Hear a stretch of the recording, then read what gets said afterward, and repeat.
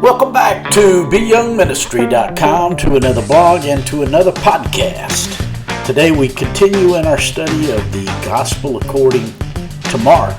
We're in chapter 13, verses 32 through 37, which reads, "But about that day or hour no one knows, not even the angels in heaven, nor the Son, but only the Father. Be on guard, be alert. You do not know when that time will come. It's like a man going away.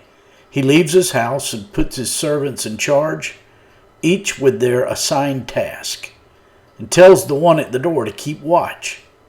Therefore keep watch, because you do not know when the owner of the house will come back, whether in the evening, or at midnight, or when the rooster crows, or at dawn.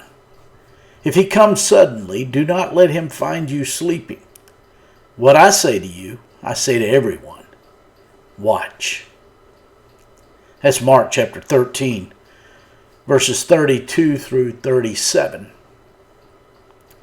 Today we conclude our study of Mark chapter 13, which is a short study given by the Lord Jesus on the Mount of Olives on the end times.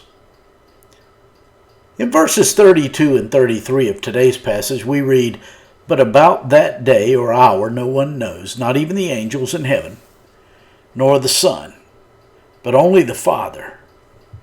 Be on guard, be alert. You do not know when that time will come." When the Lord Jesus spoke these words, he did not know when his second coming would take place. Now that he has ascended to the Father in heaven, I believe he now knows that day and hour. For those who will find themselves in the tribulation, and they have seen the abomination of desolation as spelled out in the books of Daniel and Revelation, they will be able to count 3.5 years and know when the second coming will happen. They will be able to do this because in the middle of the 70th seven, in Daniel chapter 9, verse 27, the abomination of desolation will occur in the newly built temple in Jerusalem. Before his ascension, the Lord Jesus said, "No one knows when these things will happen. But for those who will be living on earth during the tribulation period, they will be able to count 1,260 days beyond the abomination of desolation and know for certain when it will happen." When the tribulation begins, the first half of that 7-year period will be more peaceful than the second half. The 70th seven of Daniel chapter 9 will begin right after the rapture of the church. Nobody knows when the rapture will happen. It could be today. In verse 33, the Lord Jesus tells us to be on guard and be alert, which means to be about the Father's business and engaging in the battle for souls that we are waging right now. From our vantage point, right now, no one knows when the second coming will happen. But for those who live during the tribulation, they will be able to calculate it to the day.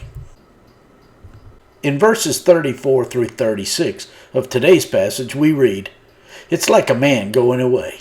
He leaves his house and puts his servants in charge, each with their assigned task, and tells the one at the door to keep watch.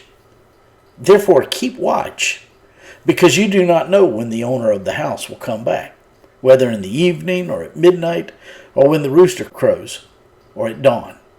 If he comes suddenly, do not let him find you sleeping." There are few topics that elicit as much interest, discussion, and debate in Christian circles as the study of the end times. Trying to understand all the ins and outs of end time theology is quite a task. Today's passage is set during the time after the rapture of the church. The emphasis here is for those left on the earth after a rapture. The clarion call of the Lord to them is to watch. The Lord used an illustration taken from the Romans, who in those days split 12 hours of the day into what they referred to as watches.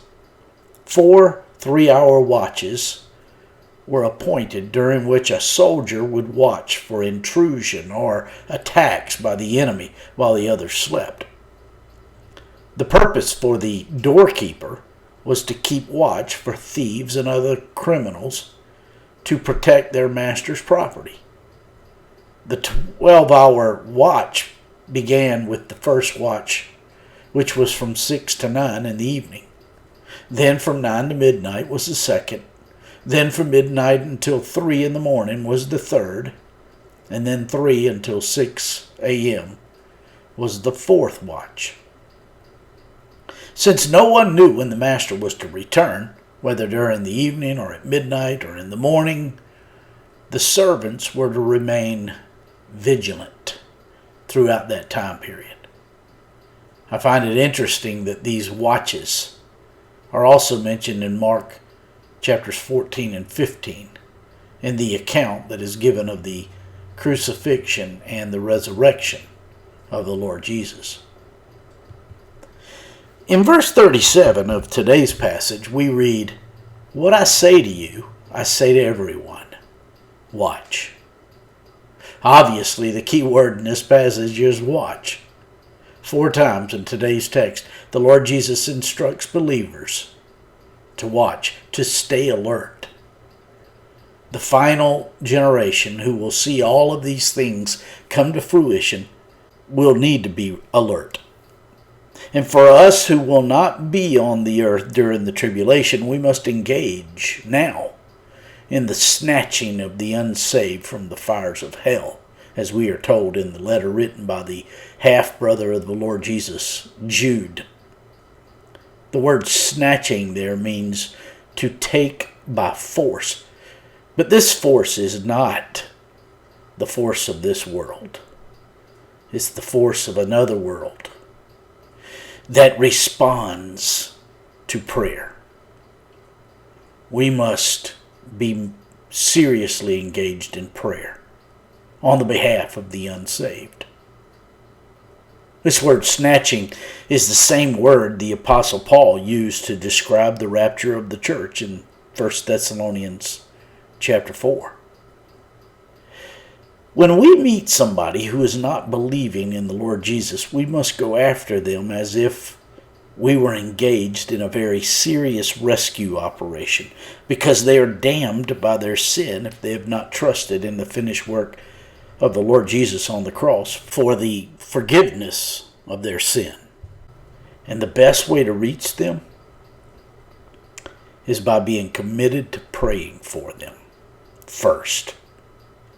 Then we must patiently bring the truth to them. We bring the truth to them best by living it, by being defined by God's truth, by allowing our choices to be hemmed in by His truth.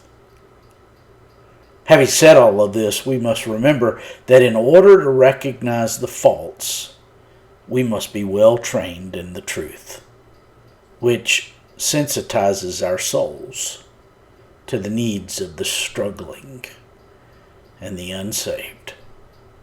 My friends, I trust this blog and this podcast are helping you in your walk with the Lord. If I can be of further assistance to you, shoot me an email at BYoungMinistry@gmail.com. Hey, have a great day.